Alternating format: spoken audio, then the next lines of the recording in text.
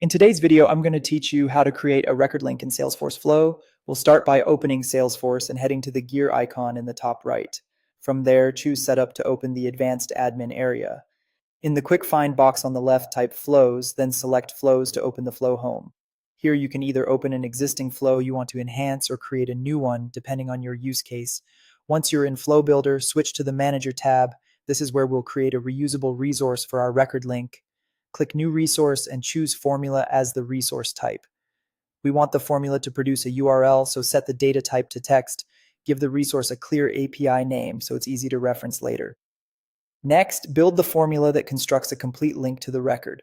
The idea is simple. Take your org's base URL and append the record's ID.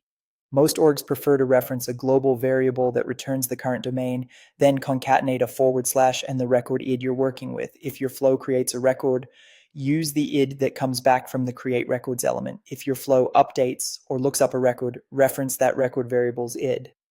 Keeping it dynamic ensures the link works across sandboxes and production without hard-coding domains. After saving the formula, you can present it to users on a screen.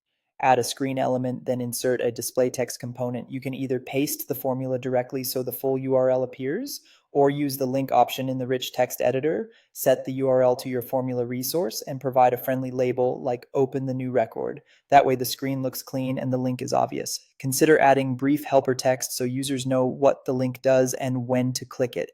If you'd rather skip the click entirely and take users straight to the record after creation, add a redirect action at the appropriate point in the flow. Configure it to navigate to the record using the same ID you used in your formula.